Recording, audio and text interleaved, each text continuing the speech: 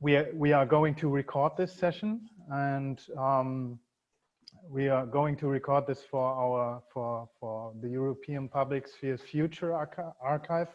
In case you do not want to be filmed, once again, please turn off your camera and change your Zoom name. But I personally think that it might be nicer if we talk directly face-to-face to each other. The ideas that we come up with today and all the inputs that we gather here today will be a part of an online exhibition, which we will present to the EU Commission as well. And just as last time, if you want to say something on a specific topic, just raise your hand or use the raise hand button, which you can find under participants. And then there should be a small, if you click on participants, there should be a small hand symbol on the right side. Yes, I want to thank the Toepfer Foundation, the Alfred Toepfer Foundation, for enabling this project as well, financially. And yes, I invite you all to join the discussion and talk as freely as you would like. Yes. First off, I would like to invite everyone once again to shortly introduce themselves, and maybe, yeah, for 2 minutes or 1 minute, just shortly, yeah, tell us what you're interested in about in this topic, why you're interested in this topic, and why you think that the migration and minority experiences are something that or some fields of policy which which concern the future of Europe as well. And yeah, maybe I will start off. Yeah, as I told you, I'm Max, and I studied political science as well, and I'm really I think that it has been in the past. It has been one of the most important topics within Europe as well, especially since 2014. And I really I'm really looking forward to how Europe will find, or whether Europe will find some specific way of governing migration, and how to deal with all the problems that will arise in the future, and may also lead to more migration. And yes, I would just give the word to my colleague Anna, and yeah, she will introduce herself as well. Thank you. Hi, I'm Anna, and I'm also an intern at Democracy International, and I think it's a very important topic due to the refugee crisis and the threat for human rights in Europe. So yeah, for me, it's a very important topic to talk about.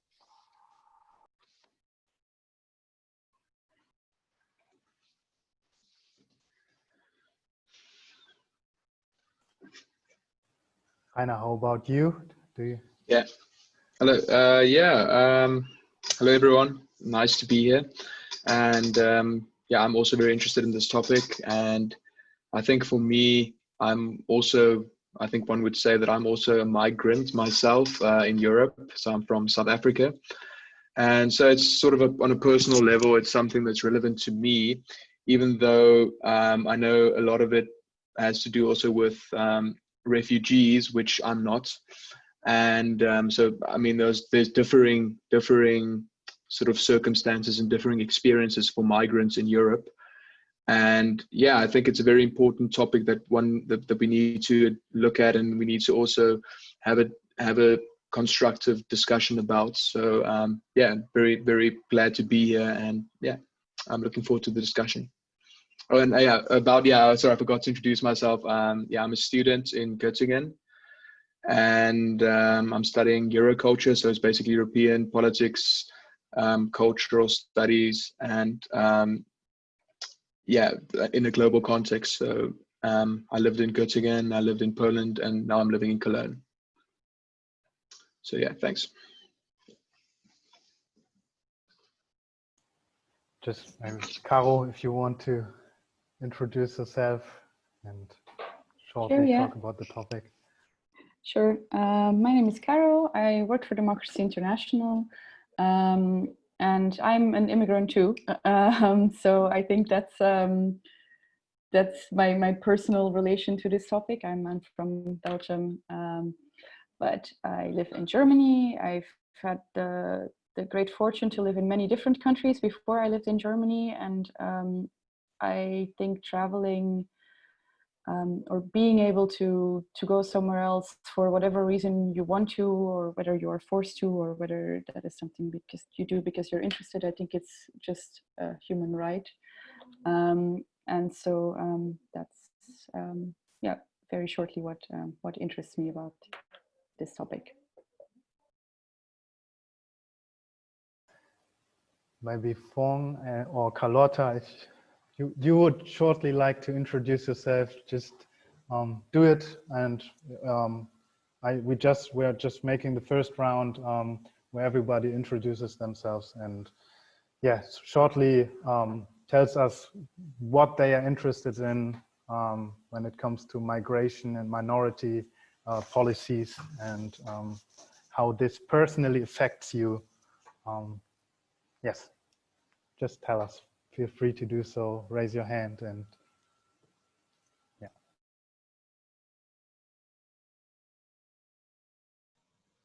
Hi, so my name is Phương and I'm a student. I live in the Czech Republic. I'm also an immigrant. I'm from Vietnam and I've been living here for a long time, so it affects me quite a bit. I'm interested in this topic because I don't know much about it and I want to learn more. And yeah, I hope today's discussion will teach me something new.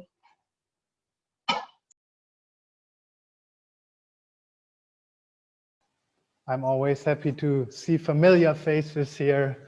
And yes, thank you for coming once again here and yeah, discussing with us here today. Yeah, so I will introduce myself. Can you hear me? I'm never sure what my computer does. Okay. So I'm Carlotta. I'm from Germany and I always lived in Germany besides spending some exchange years abroad, but I don't really count that. And for me, the topic is interesting since I don't know, maybe many of you read the book Exit Racism, or I'm sorry, I must use the German words because I don't know the book's name in English, Sprache und Sein, which is quite new right now, I think. And as Fong also said, I don't know so much about the topic from an experiencing point of view, rather from a point of view where I would like to be part of a group that makes it easier for people to feel welcome or integrated in Germany or wherever they want to be. So that's why the topic interests me. Thank you. Tassilo, I'm not sure, are you there? Ah, okay. If you're still muted, so we cannot hear you. You have to unmute yourself. Yeah, okay. Does it work now? Yeah. Hi, I'm Tassilo Seidel. I'm from Austria. I'm from the European Public Sphere in Vienna. And I'm a little bit older than 27, but I was interested in the topic. The topic is, like, I think in Germany, a big topic, migration. And yes, that was it. I think, yeah, as many of you have also mentioned, migration is something that inherently belongs to being human. Many, like in the past, many people have always migrated between different areas, between within countries, but also even in the time before countries even existed or national states even existed. And yes, I would like to maybe tie the next question ties a little bit back to last week, where we discussed climate change and also climate migration. And I would maybe just as a short introduction, I would like to maybe throw this topic into our round and ask you maybe how does do you think that especially in the EU that climate migration will change for the worse, and that means more people that more people will be displaced because of climate issues? And how do you think that that the European Union should address this issue? Yeah, if somebody wants to comment on that, or if somebody has an idea how to maybe change existing regulation, just tell us.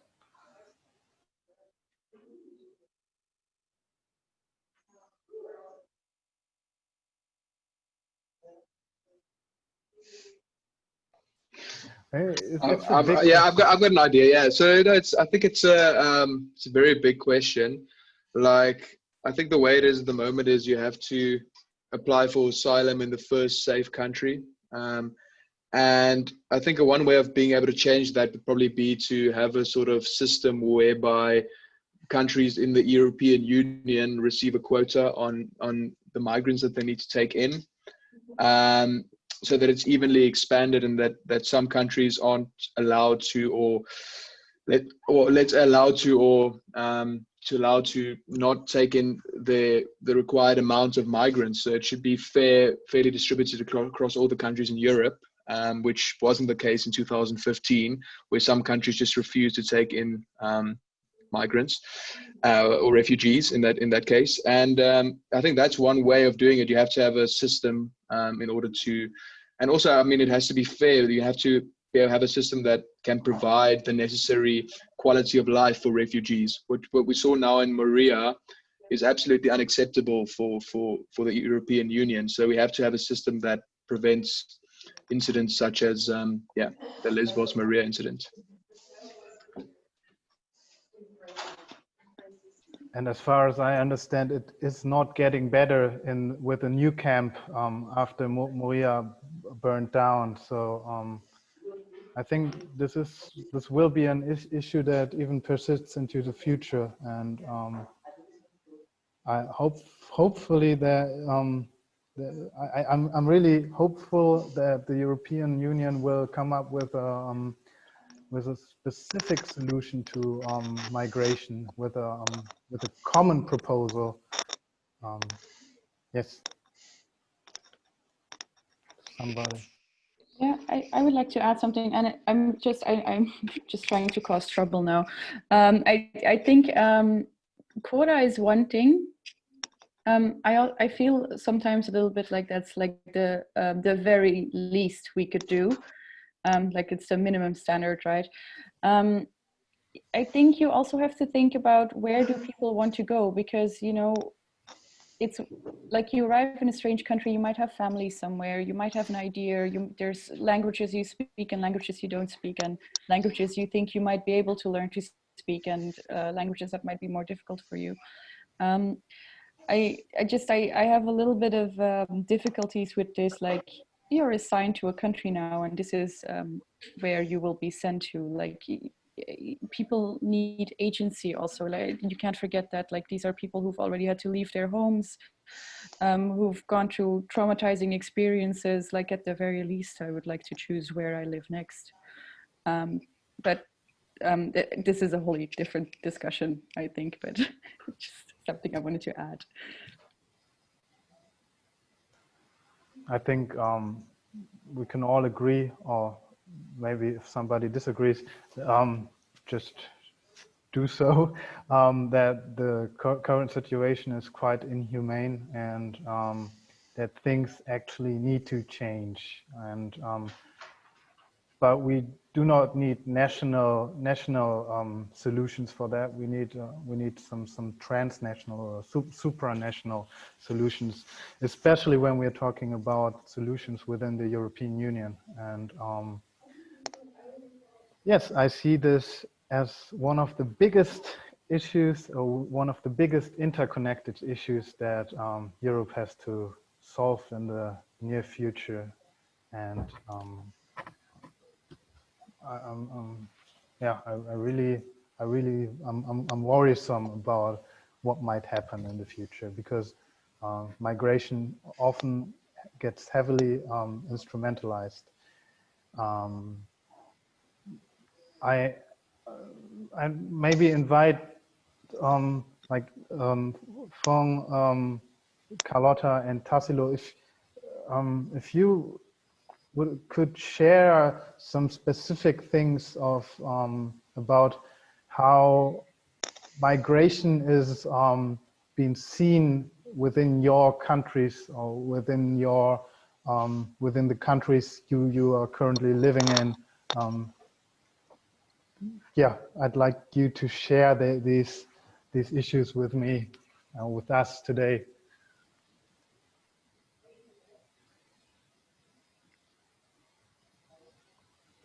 Okay, maybe I can start.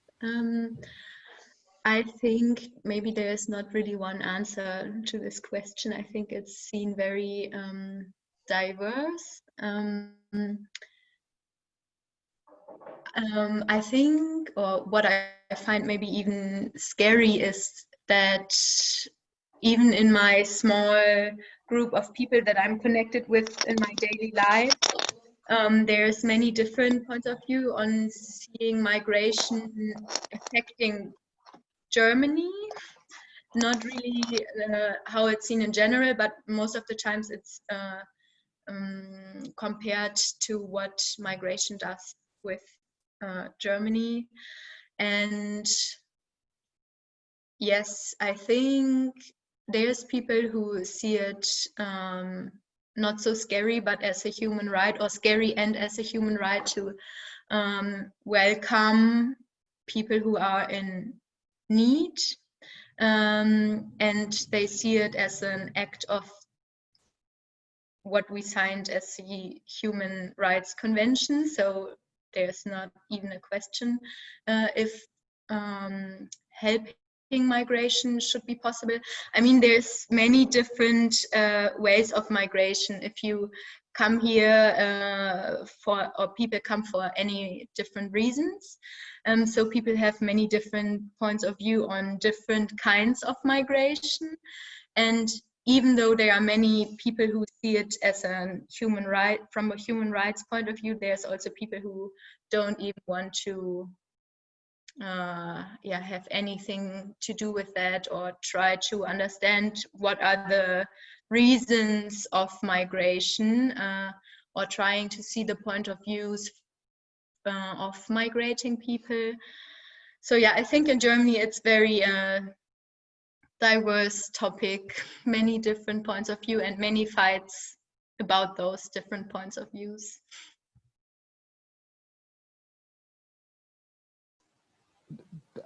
just to add my question, do you have some experience about how how migration, especially since 2015, is seen in Poland?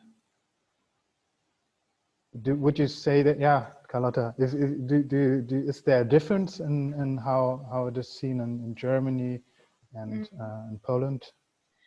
I'm not so sure. I was living there only 2.5 years, but it's quite some time. I was not in contact with people who are older than my own generation. So the people I was with, they see it basically as most of my friends and me here in Germany. I wouldn't say there's so much difference.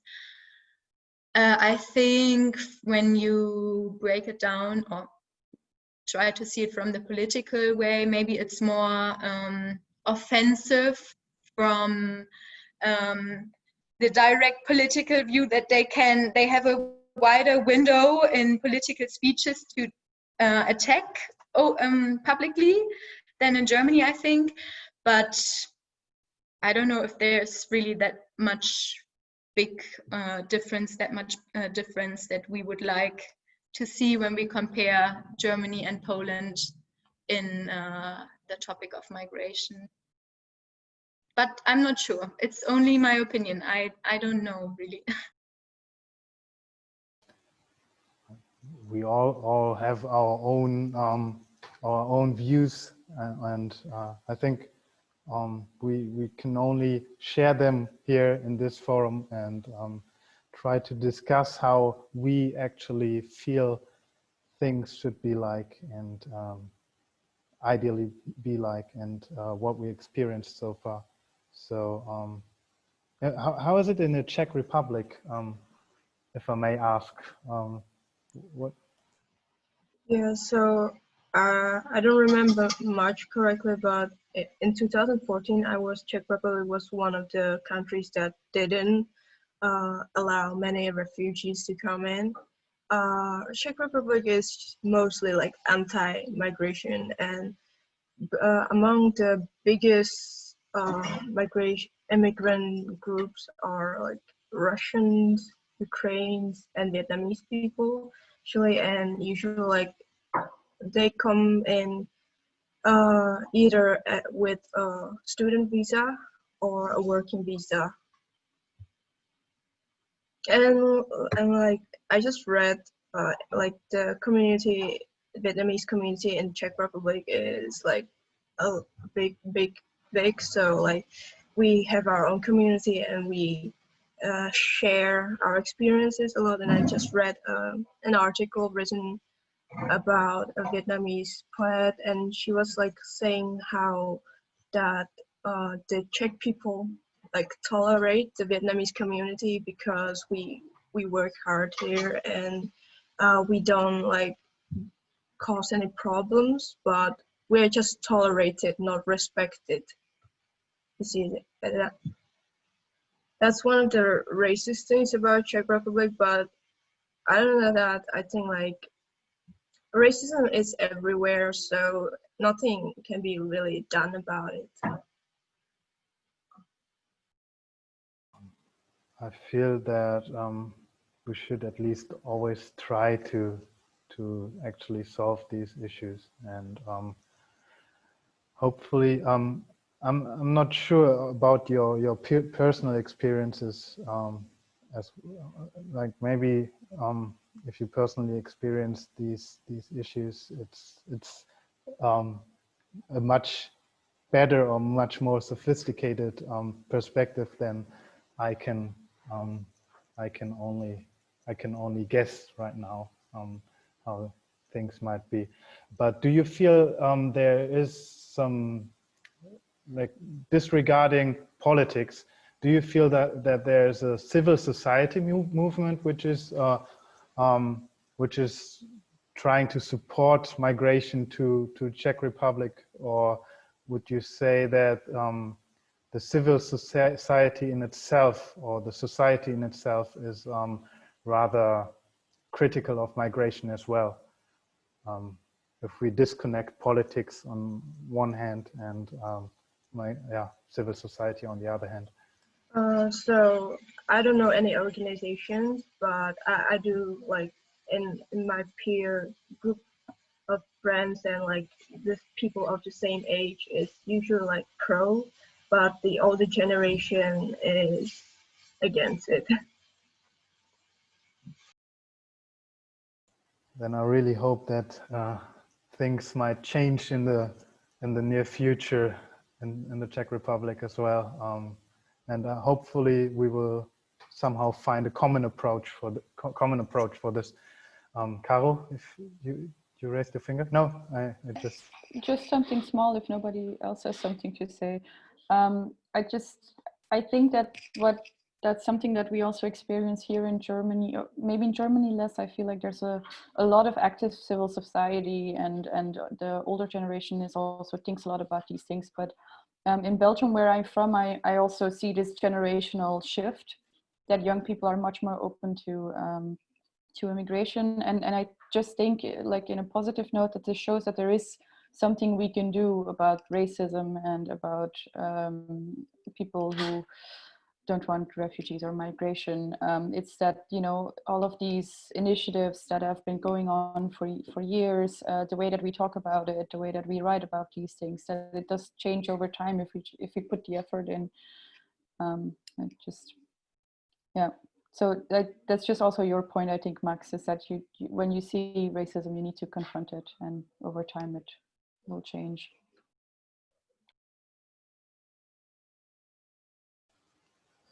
Tassilo, how are things in Austria right now? I'm not sure about the civil society side or the stance. Yeah, there are all kinds of different opinions on it, of course. Yes, exactly. It's very different in Austria. We had 2015 a strong movement to support refugees. It was, I think, the same like in Germany and in Sweden, that were the main countries who took refugees. So we took, I think, in the last 10 years, 200,000 refugees, what is a lot for a little country like Austria, but it's very emotionalizing. And now we have seen by the last election in Vienna, was 1 week ago, that the Conservative Party was stronger. So they took topics from the far-right populist party of Sebastian Kurz, our chancellor, who is in a coalition with the Green Party, special European art that we have here in Austria. And there's the difference between old and young people, the point of view. Yes, and for example, also now it will be also for the democracy a problem, because by the last election in Vienna, more than 30% they didn't have the right to vote, and that's becoming more and more a problem. So that a part of our population here in Vienna cannot be democratic, active in the way of legislation. Yeah. Here in Germany, there was a big discussion about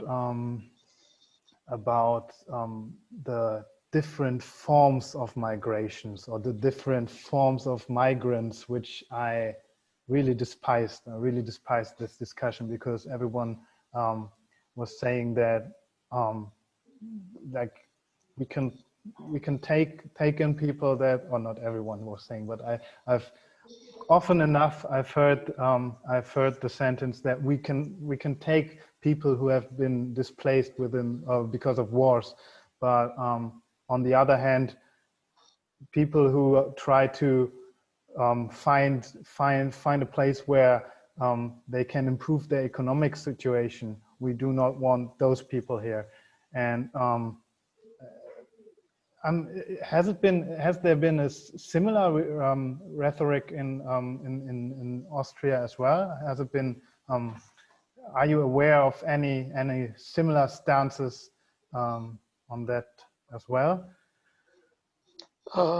Yes, I think it's going the same way. I think a little bit the same discussions. But I think there's a little bit difference between Austria and Germany is to more accept when refugees, for example, when they are working here, making some, how do you say, Lehre, eine Ausbildungslehre. What's the English word for that? Apprenticeship. Yes, yes. So that they can stay automatically. And in Austria, they're not every time so tolerant. So I think that's a little bit a difference between Germany and Austria. Also, the Conservative Party, I've seen that in Germany, and also Markus Söder in Bavaria.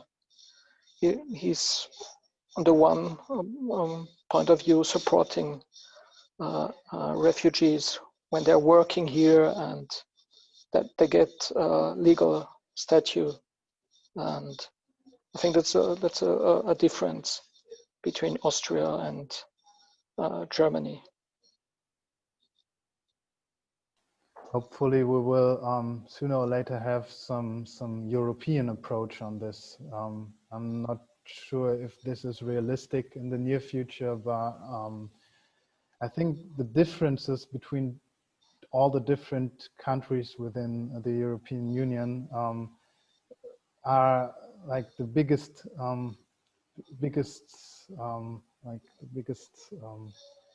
cause big divisions in this policy field.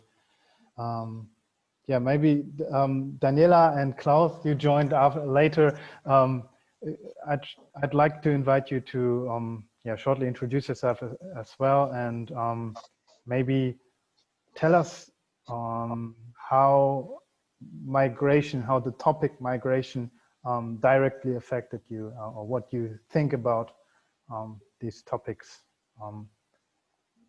if asked. Yeah, I can also go first. Sorry that I was late. I have to run to the grocery store before everything closes in 1 hour, and I realize I have nothing at home.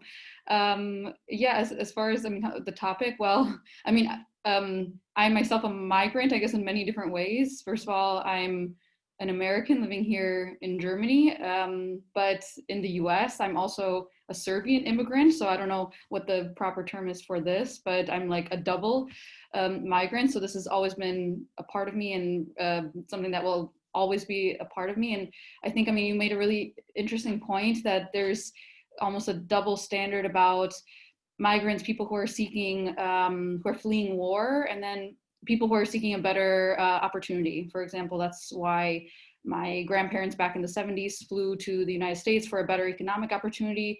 I flew from the US to Germany also for better professional opportunities. So I don't know why somehow, when I say this also maybe to people, I don't think they put me on the same standard as anybody else who's just coming to Germany for a better opportunity, whatever that is. I think that's completely unfair, and it really shows the privilege and the inequality that there is also among migrant groups, because I myself also consider myself an immigrant and will always be an immigrant. But I think, what's maybe a good way to tackle this, because there's so much prejudice about certain groups of migrants, and I think that there's already so much good work about this, but initiatives and NGOs that are working on migration issues, I think that they're doing a really good job of doing myth busters, like really setting the facts straight of what exactly that means, what exactly does it mean for people who are coming here for an opportunity, whatever that is. In the US, there's, of course, we have a president who is very openly anti-migrant, openly racist.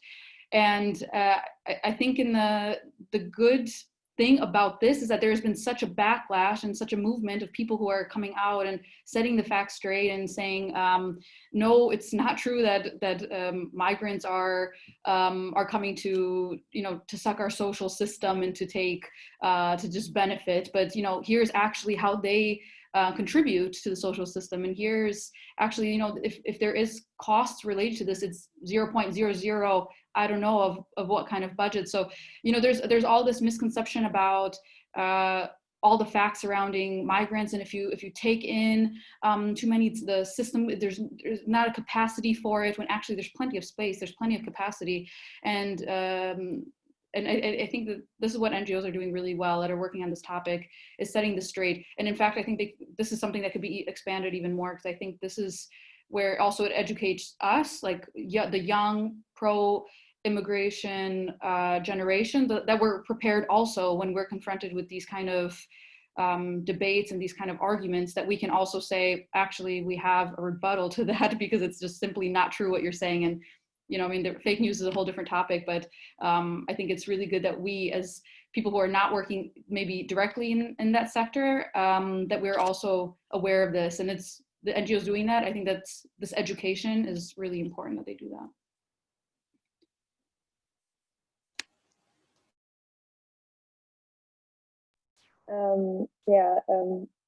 To that, I wanted to add that I think a prejudice about the whole topic is also that people think that when migrants come to, or the refugees come to Germany, especially, that our society or our culture would be affected by it. But I mean, our culture is already affected by migrants, and our whole culture is multicultural and not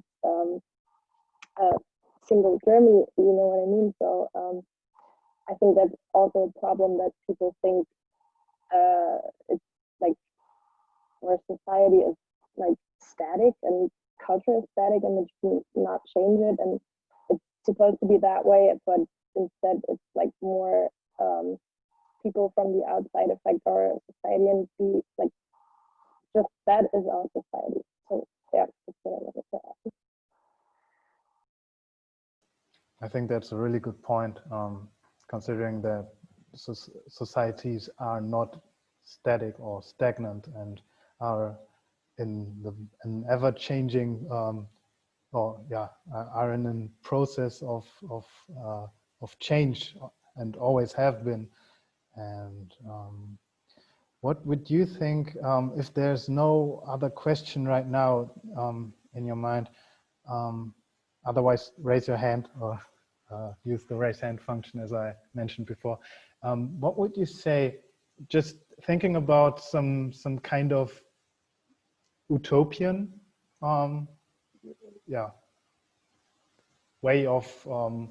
way of thinking, if, for example, or some kind of utopian vision, what would you say if there was a world where everyone is actually free to choose where to live, and migration knew no boundaries, no borders at all?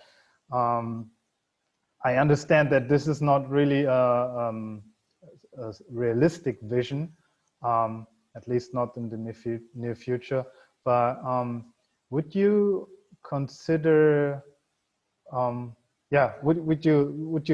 you think you would like living in such a world, or what do you think about that?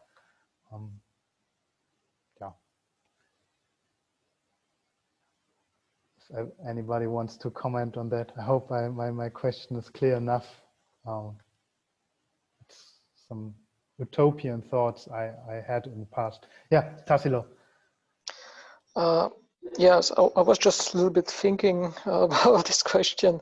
I think it will be possible. I think not at the moment, but if we are living in a different economic system, where there are more rights for everybody, also social rights, economic rights, better environment rights, I think that will be a different fundamental constitution in our planet. then it will be possible.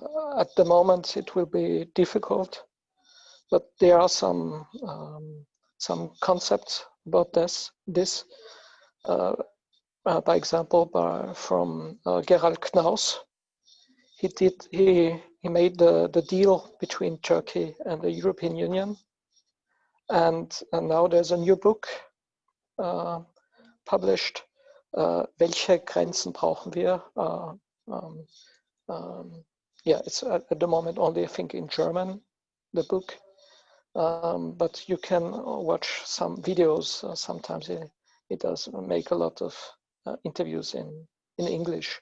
And he has some ideas how to control migration and to get the people directly from the countries to support them. And another concept, and also he's talking about some myths about migration. So he's giving very interesting interviews. Thank you.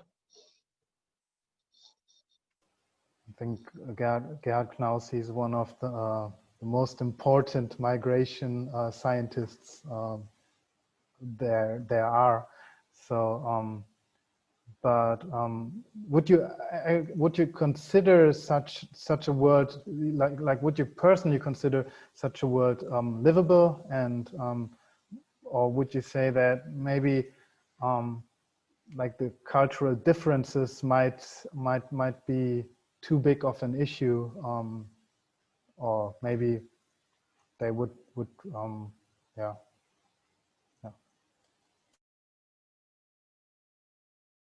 Tassilo, if you okay. I don't know, because it's not practicable at the moment. One problem will be more the environmental topic. If everybody is more and more flying, so that will be a very big problem. I think also with the mentality differences, it would be, I think, not so a problem if there is solidarity, equality. Maybe there will be never perfect world, but in a economic fair system, that will be a big difference. So if the people don't come for some people, a minority, but this is existing of criminals. So if there's an economic normal world, fair world, it will be, from my point of view, not such a big problem. Thank you. We will start off with Daniela and afterwards Carlotta. Yes. Yeah, I think that's an interesting question, but it's all there's also one side of that is a consequence. I've seen that already now in Serbia, and this is not talked about that much. But I don't know if everyone's familiar with the term brain drain. So in Serbia, you have so many young, educated, professional people with really high skilled people, and there's no opportunities in Serbia for them. So they're all trying to head out west. And this is great for them that they can do this, and that there's opportunities then in the EU for them where they can easily get the paperwork settled, and it shouldn't be too difficult. And, you know, visa sponsorship programs and things like that, as Serbia is not in the EU, but a candidate country. But this is having a really bad effect on Serbia, because what will countries like Serbia, and there's so many others like that too, that what will they look like then in the next few years? There's like an entire generation of educated, skilled people who are now gone. And that's also going to be a really negative consequence on the country itself. So I mean, I think when we think about immigration, there's, of course, we want the possibilities to be there, we want the opportunities to be there, and and for economic opportunities, for serious situations, family reunification. But I think the country, not the host country, but the sending country, or what it's called, that they should also try to make it as attractive as possible for people to also stay there, or somehow work out then different programs where maybe they do a 5-year extra training or something, and maybe that there's a reason to also stay. But I think this is one consequence. If we're thinking about a world like this could be a big consequence. I'm seeing that already now in Serbia. I think this has been an issue also in many different countries. Also within many countries, people, like when we're talking about migration, we often talk about transnational migration, but also within country. In Germany, we call it Binnenmigration, where people, flee from the rural areas to the cities, and cities will grow in the future as well. And this also leads to some sort of brain drain as well. I'd say, Carlotta, sorry, I hope you still have your question in your mind. Yes, I think Daniela basically said what I wanted to say, but maybe I can add something. There is already statistics that people who come here basically due to reasons, I don't know if it's also economically, but due to reasons that they can't live in their countries, basically because of war or any other unhuman conditions, that they would like to go back as soon to their home countries, or what they call home, if the conditions were better in those countries. So I think when we come back to the discussion, if people in Germany or Austria or wherever discuss about migration in a negative way, that they think their own home culture would be changed in a negative way, it always breaks down to the question, what could we change in the countries people migrate from? I mean, there's always people who just want to live in a different country due to their culture, but I think this is a very small percentage that doesn't affect much. And what I don't really understand is why we make migration, or I understand it, but I think it shouldn't be that way, that we make the topic of migration so emotional to talk about. I think it would be very necessary to almost break it down to numbers or facts that we can rationally talk about and discuss, and also in politics, because in politics it's also very emotionalized, and then see why people come, or why people have to migrate from certain countries. What is the history that these countries went through? What is our can you please say again what Verantwortung is in English? Responsibility? Yes, what is our responsibility, even in historical, from a historical point of view, and then work with those numbers and facts, and don't emotionalize everything, because it seems like people talk about other people that want to come here or just choose to come to Germany or any other country. I can only talk for Germany, because they want to get something that is unhuman to have, that they think it in an egoistic way to come here. But it seems like people forget the conditions they migrate from, even if it's, like you say, Daniela, for better uni or scholar education and everything like this. So I think it should be, more rational.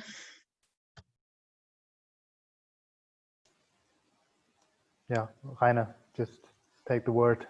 Yeah, just to connect with that, I think, definitely I agree with you, Carlotta. And I also think there should be less bureaucracy. And sometimes a lot of people are able to work, and they have university degrees, they have the qualifications, but they aren't recognized in Europe. So I know some people in the Netherlands that really struggled they were qualified doctors and they weren't allowed to practice. So I think there's some logical, very simple things that you could do that would really make a difference. in the scheme of this whole this discussion. So yeah. I was actually also, I read this somewhere a long time ago, and I was trying to find it, but I can't. There's some research that showed that basically lowering these hurdles, like you said, Rainer, this bureaucracy, that it actually decreases migration. So if people don't have to put in years and years of work, to get a residence permit, and are then sort of tied to that, and are probably facing, the inverse if they want to go somewhere else. That if people can move more freely, then they actually do move more freely, which makes sense. And that there's actually less immigration, strangely. So this is, that people stay for less long. That they do go home then when they when their studies are finished, or when their situation has changed or whatever. But if you make it so difficult, like it's almost like, I went through all of this, I can't leave now, after having jumped through all of these hoops, I've earned it. But I think there's I don't know, some sort of psychological thing, but there was some research showing that actually lower hurdles lead to less immigrants somehow, weirdly, paradoxically. Do you have some do you have some statistics on that? I'm sure you have, but no. I was looking for them. I read this article sometimes, and it's just vaguely sticking in my head. But yeah. I mean, we're currently mostly concerned about the topic of migration when it comes to the European Union, but maybe, Rainer, how does South Africa handle it? Or how would you say, do people in South Africa perceive migration as, they perceive it very differently, but what's the I mean, it's quite I don't know if people in Europe know this, but we also receive quite a lot of migrants in South Africa, and also a lot of sort of economic migrants coming from Central Africa in search of a better life. And we're not, I mean, I think everything that the European Union does, I mean, if the European Union is struggling with handling of migration, I think it's a total catastrophe in South Africa. And it's just, I think there's also been a lot of xenophobic attacks. I think Caroline would definitely know about that as well. She's been to South Africa. So we have people attacking migrants, or some of them refugees, due to the fact that they believe these people are taking their jobs. So definitely it's a big problem in South Africa as well. And part of it is also, we have to, it's also very difficult for these people to get recognition for their degrees in South Africa, and it's also very difficult for them to have similar rights to South African citizens in getting a job, etc., etc. So part of it is that, and part of it's also just telling people that this is not the problem. Other forms of corruption, that's the real problem in South Africa. Not the people coming in who want to work, who want to actually want to make it, want to make a better life for themselves, and they're not here to steal anyone's job, if I can say it like that. And that's just educating people, but also the government needs to have the systems in place, and the government needs to be very, very to act in the correct way. And I think that's difficult. Yeah. Thank you for your perspective, for the perspective of somebody from South Africa. I think everybody can actually, we can actually learn from different countries as well. So maybe I'm not sure. Is somebody familiar with, or does somebody know about a country with a, let's say, best practice immigration system, or does anybody know which country we could probably learn the most from, when it comes to the topic of migration or migration control, migration, yeah, altogether. I mean, back in the day, the US, like quite back in the day, I mean, more or less, it's still I mean, even under President Obama, there were still many applications also for green cards and visas. And so this was still being processed. This has really been halted in 2016. I mean, even, and you know, not just talking about the Muslim ban or things like that, but even here in Germany, for example, if Germans, so EU citizens, if they wanted to come to the US, I mean, they closed in Frankfurt, there was not like a consulate, but a different kind of office that was working to deal specifically with work permits and for German citizens who want to come to the US. And they completely ceased operations since the Trump presidency. So under his orders to close this. So just what a difference it makes also in a country just under, you know, the wrong leadership. But yeah, I mean, a good example, I think, for migration was the US back in the day, maybe a couple hundred years ago or so, when it was really the beacon for immigration. And you know. I think this also ties to the topic that back then, or a lot of US, or there were not that many US Americans who felt that because they had a migratory background as well. I think the biggest issue that is that people perceive migrants as often perceive migrants as some group that wants to take something away from them, whether it be their culture, whether it be their jobs, or whatever it could be. And I really have no idea where this where this actually comes from, because it's not really based in fact. It's something I would rather say that migration can actually offer different perspectives and different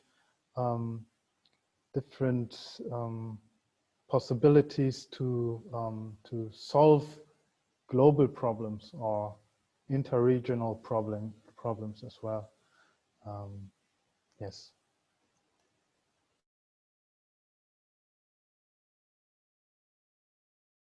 Klaus has raised his hand. Yeah. So just let me say something, even so I just wanted basically to listen to the young folks. Now I'm a little bit older, and therefore for me, one very important aspect is indeed the social divide we have in our societies. This is not only about Germany, it's not only about the US, it's about Mexico and the migration coming from the South American part. You have this in Africa, you have it everywhere. And I remember very well just talk to an older citizen in Cologne who was, let's say, on the social minimum basis. And he was very angry about the migrants coming in, because the word was, they get all the same as I do now.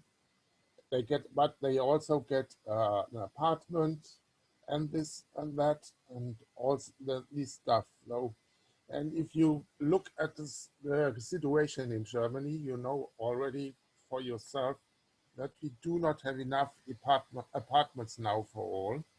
As a fact, so the rent is rising and rising and rising, and now you need about, let's say, 500,000 more apartments because of those people which we want to get a decent home.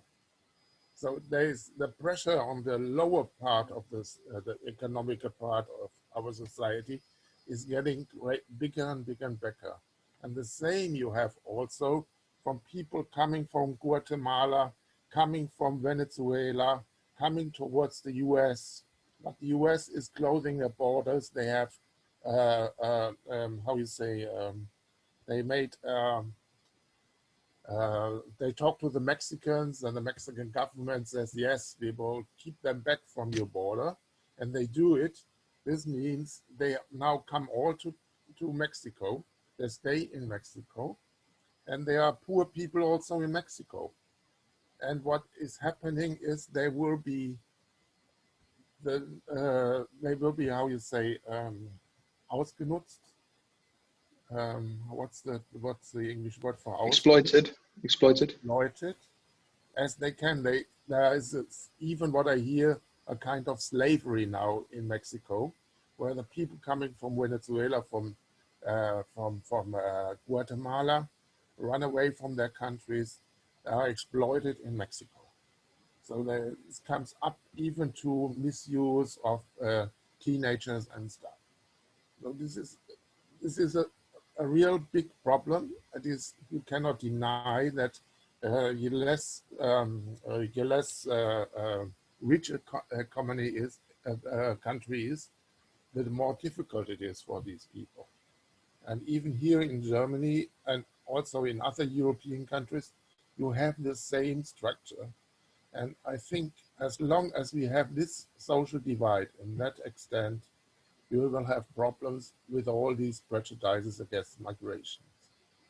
And I don't know how to overcome this. So this is what I'm listening for to your young folks, and to learn. Maybe you have better ideas than we had.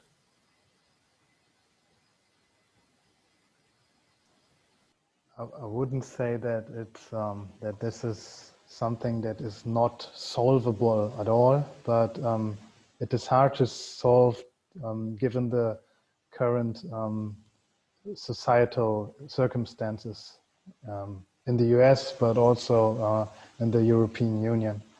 And in the European Union, this is one of the biggest divides between union members.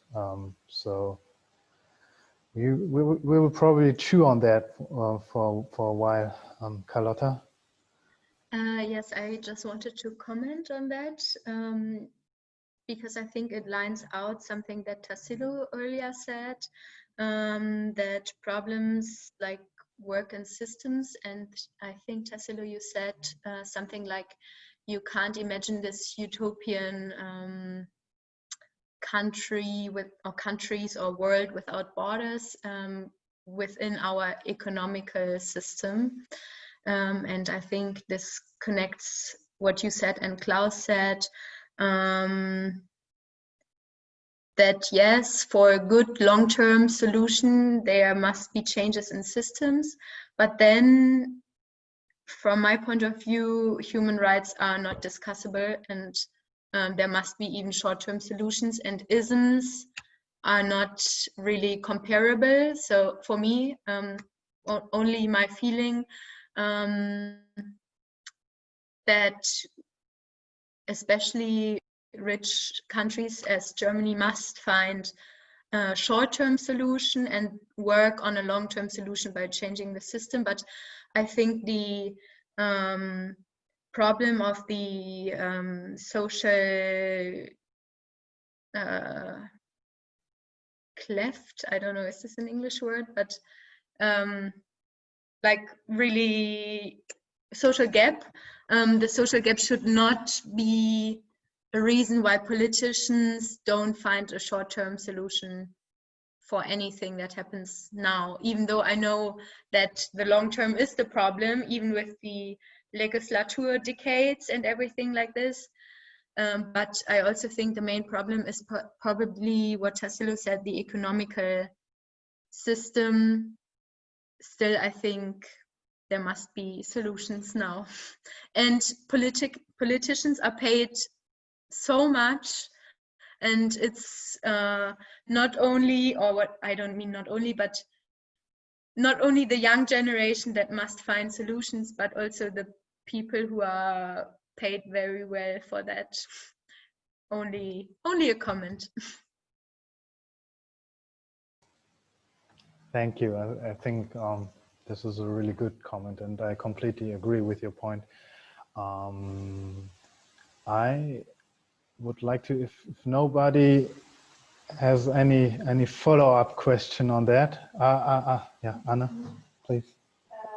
I just wanted to comment as well, because I think that as for the talk that Klaus mentioned, sounds to me that the migrants, for most people, are the easier political topic to address than the social inequality theme, also for the politics.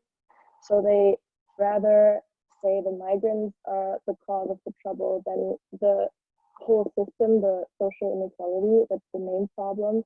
So the migrants are the easier thing to blame. So they say that because of the migrants, the whole situation is like this, even if it's not true. So there's no one taking our jobs or anything like that. But it's like for the politics, the easier topic, and it's very emotionalized in the whole discussion. So I think, yeah, just a short comment on that. I think it was mentioned before that people should start thinking more rationally about these issues, and yeah, I think this is a good point. I shortly, because time is already running out a little bit, I shortly wanted to, we discussed it on the side as well, but I would shortly delve deeper into the topic of minority as well, and would try to connect these two topics. And I would like to ask you whether the higher salience of the topic migration in the past has led to a change in representation of minority groups within your countries as well. Would you say that maybe, for example, after the refugee crisis, people from minority groups, ethnic minority groups, I mean, there are all different kinds of minority groups, but I want to start off with ethnic minority groups. Have you seen a change in that? Do you feel that maybe also those with migratory background, that you feel represented better in your country than 10 years ago or 5 years ago?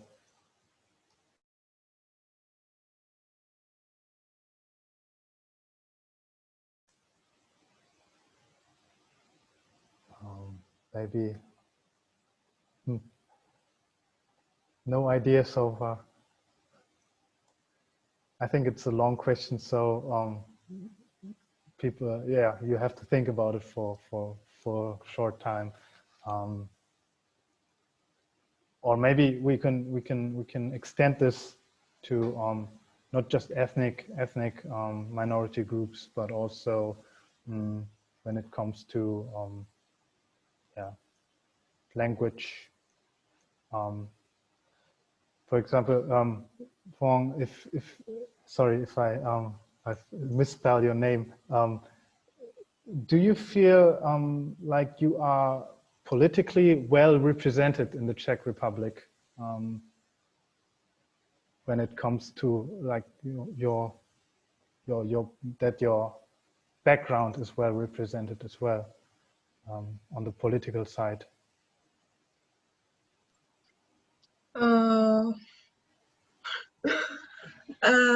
I guess that you know, as I said before, Vietnamese people are one of the bigger minorities in Czech Republic, and we are tolerated. And people always like use us as an example, like the Czech people. They always say some really racist things about the immigrants from other countries, and mostly about the refugees. They're always saying something like, "Oh, like I don't mind if the Vietnamese people are here because like they don't cause any trouble for us, or like we've gotten used to them, or they work very hard or something like that. And they use us as an example to sound less racist, kind of. So like they use us to kind of throw the other ethnicities, you know, down.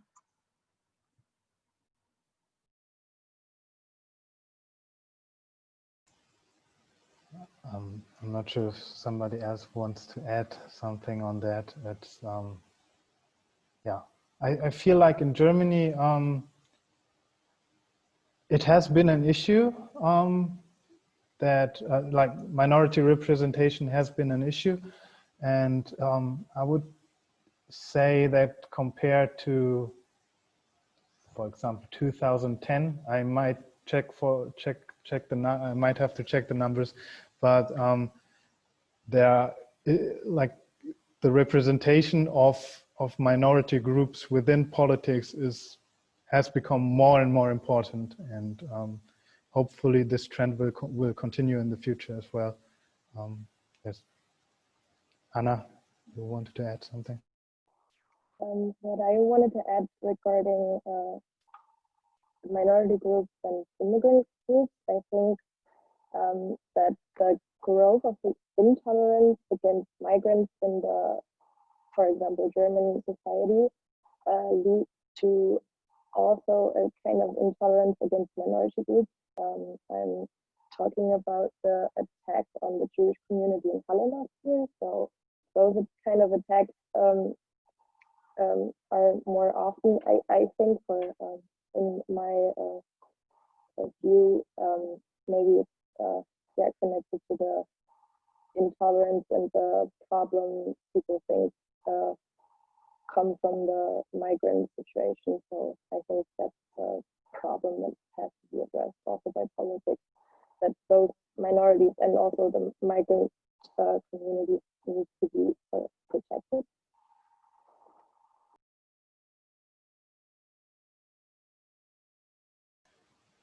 I think they surely have to be protected. Carlotta, did you raise your hand, or was it just okay?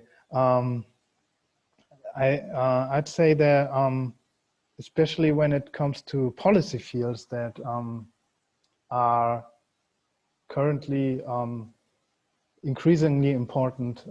For example, when we just talk about the field of gender politics, which is a broad field as well, and I don't really want to open that bottle as well. That bottle, but I would say that it's just my personal experience, but I would say that people are increasingly aware of these topics, of what it means to be in a minority as well, and yeah, people are increasingly aware about the issues that minorities face also in European societies, and I really hope that this trend continues in the future, up to a point where we have a diverse set of ideas and interests also at the top level of our political system. Yes. So, any more questions? I talked too much today, I feel. I shortly wanted to ask, maybe Daniela can add something on that. I'm not sure, but also the others are invited as well. Would you say that maybe direct democracy could change could change some issues, some of the issues we just discussed today? Maybe when it comes to, yeah, how would you say is could direct democracy solve issues related to migration, or how migration is perceived? Yeah, I really think the electorate, most of the people are pro-immigration, and I mean, if you, it's just about the information that's going to be out there. So if you're going to run like a Brexit-style referendum with all the fake information and on this entire like fear campaign, then it's going to be bad news for migration. In this case, then absolutely not. But if you already have a good groundwork where direct democracy has already been practiced, and you can put these questions up then, I think, to the electorate if they already have practice with this. And of course, if there's good information that's out there and it's being well organized, just like the same for every other referendum. So I think it's a good possibility, but it could also, in the wrong hands and organized by the wrong people, it could really be used to divide the people, and it could just have terrible consequences. You can imagine if it goes in one way, and it's just something that you have to be a little bit careful with.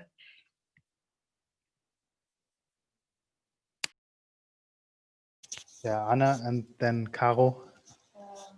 Quickly adding to that, I also think you have to improve the voting rights. So if you include the migrants already living in Germany who can vote directly, you have like the whole society,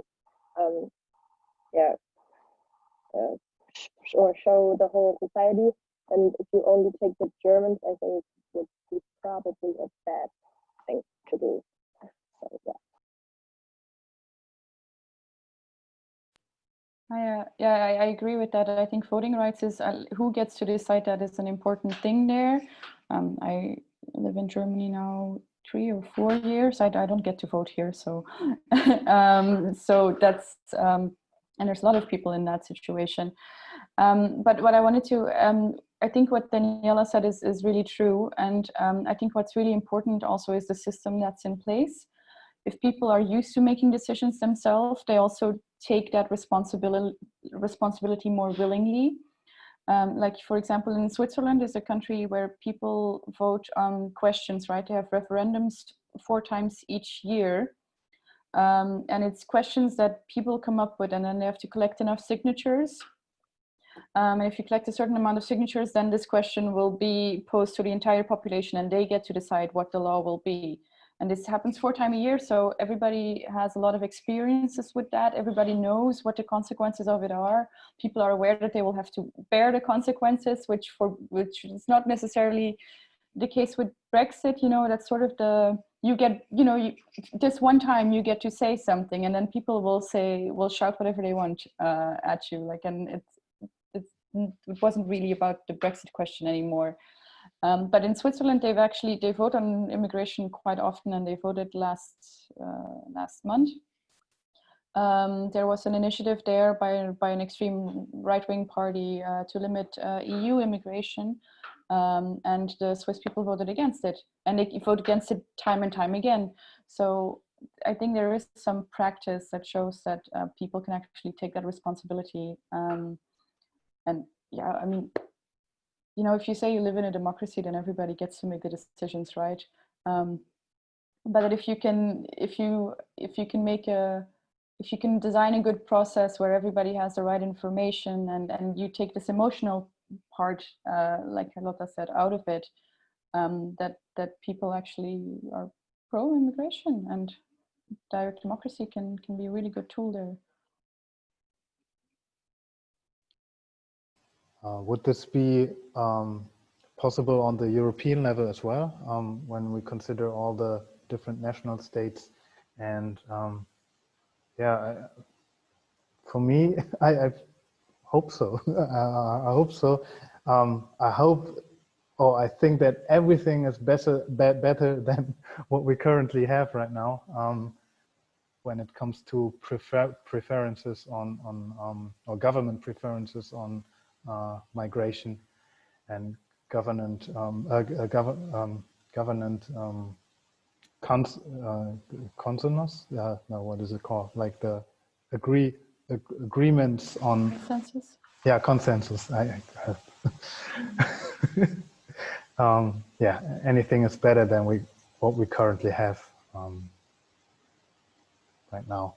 So I think just to have a short look on, we only have about 9 minutes left. I would like to ask you one question, and this is a really important question to me. What would you like to discuss in future Europe Jams? Is there any topic that you might want to choose? Yeah, Carlotta. I really like the topic of unconditional income and the everything that is connected with it. And I know that David is really into the topic, and maybe he could even help me to have a small speech about it or some facts about it, or he could even tell us something about it that we could discuss. I find it very interesting. Also, I think it could help in how to solve our economical system problem towards more easy and more friendly migration. Yeah, that's a great proposal, actually. I haven't thought about this yet, but good that you bring it up. Any other ideas, or otherwise just send me an email. I think most of you or all of you should have my email address, and yeah, just contact me. Feel free to yeah, ask me, and we will. I think we can make most topics possible in the Europe Jams as well. And other than that, I want to thank all of you for coming tonight, and for joining us, and for the interesting and lively discussions we had today. And next week, before I forget it, the next Europe Jam will be about democracy and participation, and also a rather broad topic. But yeah, we want to invite everybody who was here with us today to join there as well, and yeah, discuss with us. Other than that, I got nothing left to say. Thank you. Thank you too. Thank you. Thank you so much. Thanks. Bye-bye. Bye-bye.